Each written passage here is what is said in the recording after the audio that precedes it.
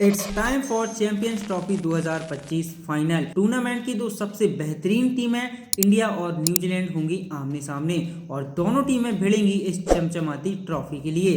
किसके नाम होगी ये ट्रॉफी, कौन मारेगा बाजी, चलिए करते हैं इस ब्लॉकबस्टर फाइनल का ब्लॉकबस्टर धमाकेदार प्रीव्यू। दोनों टीमें रिसेंट टाइम्स में 2019 के वर्ल्ड कप सेमीफाइनल में, 2021 के WTC फाइनल में और 2023 के वर्ल्ड कप सेमीफाइनल में आमने सामने हुई हैं। 19 और 21 में न्यूजीलैंड ने बाजी मारी थी और 2023 के सेमीफाइनल में जीत हमारी हुई थी। अब एक बार फिर से दोनों आमने सामने हैं एक और ट्रॉफी के फाइनल में। यदि हम ट्रेंड को देखें तो 19-21 में न्यूजीलैंड जीता, 23 में भारत जीता, अब 25 में आप समझ सकते हैं क्योंकि समझदार को इशारा ही काफी है। दोनों टीमों की संभावित प्लेइंग 11 क्या हो सकती है इस बड़े फाइनल के लिए। इंडिया की बात करें तो आप देख सकते हैं यदि भारत चाहे तो एक चेंज कर सकता है, कुलदीप यादव की जगह वॉशिंगटन सुंदर को लेके आ सकता है। उसका रीजन ये है कि यदि आप सामने जो ऑपोजिशन है उसे देखें तो उनके पास लेफ्टीज हैं, रचिन रविंद्र हैं, Tom Latham, Michael Bracewell, Mitchell Santner. यदि डेवन कॉनवे खेलते हैं तो उनके पास लेफ्टी अच्छे खासे हैं, तो एक अच्छा मैचअप रहेगा वॉसी का इनके सामने। तो इसको देखते हुए यदि भारत चाहे तो वॉसी को लेके आ सकती है, प्लस वॉसी के आने से आपको नंबर 9 तक बैटिंग भी मिल जाएगी। अभी आपके पास नंबर 8 तक बैटिंग है, यदि वॉसी खेलते हैं तो आपके पास नंबर 9 तक बैटिंग हो जाएगी। प्लस कुलदीप यादव की यदि हम बात करें तो नॉकआउट्स में इनका रिकॉर्ड उतना अच्छा नहीं है और लास्ट सेमीफाइनल में ऑस्ट्रेलिया के सामने भी ये उतने इफेक्टिव नजर नहीं आए। तो यदि भारत चाहे तो कुलदीप की जगह वॉसी को लेके आ सकती है, कंसीडरिंग द ऑपोजिशन। इसके अलावा मुझे नहीं लगता कि भारत को कोई और चेंज की आवश्यकता है और भारत को कोई चेंज करना भी नहीं चाहिए क्योंकि आपकी प्लेइंग 11 वेल सेटल है, विनिंग प्लेइंग 11 है, तो इसी के साथ कंटिन्यू करना चाहिए। हाँ, एक चेंज आप कर सकते हैं, कुलदीप की जगह वॉशी को लेके आ सकते हैं यदि आप चाहें तो, नहीं तो आप सेम प्लेइंग 11 के साथ भी कंटिन्यू कर सकते हैं। न्यूजीलैंड की बात करें तो आप देख सकते हैं प्रोबेबल प्लेइंग 11, इसमें 1 से 2 चेंजेस हमें नजर आ सकते हैं। पहला, डेरिल मिचेल की जगह डेवन कॉनवे। उसका रीजन ये है कि कॉनवे स्पिन को अच्छा खेलते हैं, डेरिल मिचेल भी स्पिन को अच्छा खेलते हैं, लेकिन दुबई की कंडीशन में हमने देखा कि वो फंसते हुए नजर आए हैं। डेवन कॉनवे टॉप ऑर्डर में खेलते हैं और स्पिन को अच्छा खेलते हैं, तो इस नजरिए से यदि न्यूजीलैंड सोचती है तो वो डेरिल मिचेल की जगह कॉनवे को लेके आ सकते हैं। दूसरा चेंज, मैट हेनरी की जगह हमें नजर आ सकता है क्योंकि मैट हेनरी साउथ अफ्रीका के खिलाफ सेमीफाइनल में इंजर्ड हो गए थे, उनको शोल्डर इंजरी हुई थी जिसके चलते उनका फाइनल में खेलना अभी लगभग तय नहीं है, अनसर्टेन है, 50-50 है, खेल भी सकते हैं और नहीं भी खेल सकते। और यदि मैट हेनरी फाइनल में अनअवेलेबल होते हैं तो फिर उनकी जगह न्यूजीलैंड नाथन स्मिथ या जैकब डफी को लेके आ सकती है।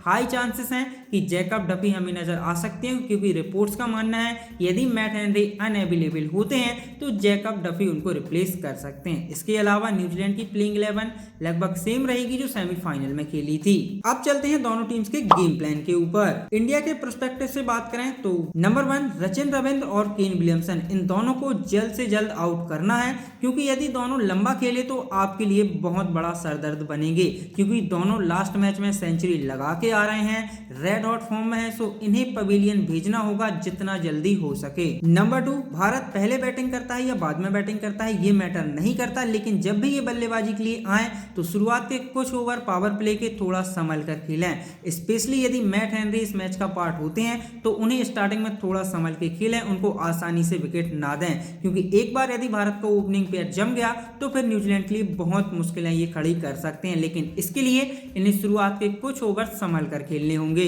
नंबर 3, इंडिया के टॉप 3 शुभमन गिल, विराट कोहली, रोहित शर्मा, इन तीनों को इस मैच में एक साथ फायर करना होगा, आप किसी और के लिए नहीं छोड़ सकते।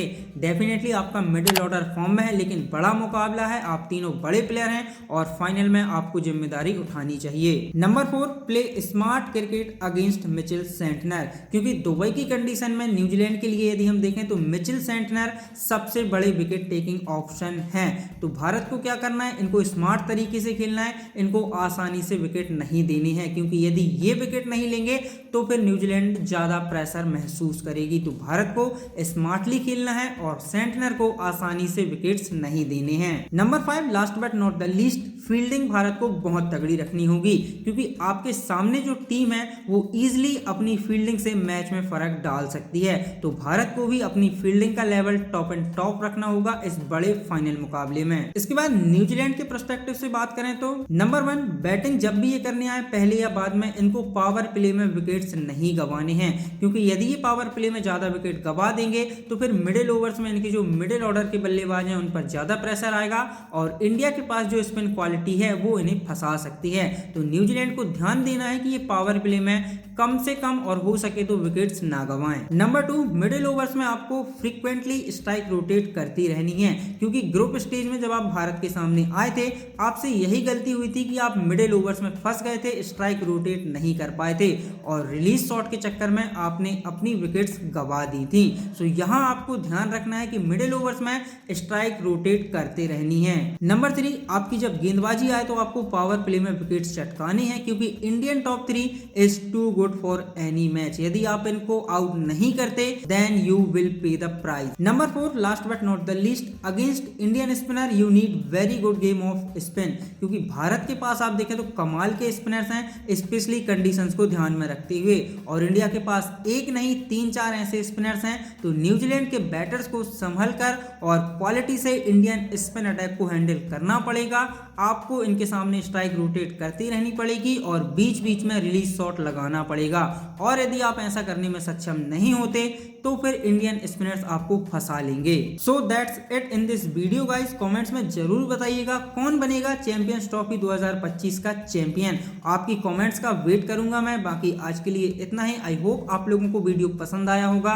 यदि पसंद आया है तो लाइक करें, अपने दोस्तों के साथ शेयर करें, और चैनल पर पहली बार आए हैं तो सब्सक्राइब करना ना भूलें। बाकी मैं मिलता हूं अगले नए वीडियो में, तब तक के लिए bye bye, take care, thank you so much.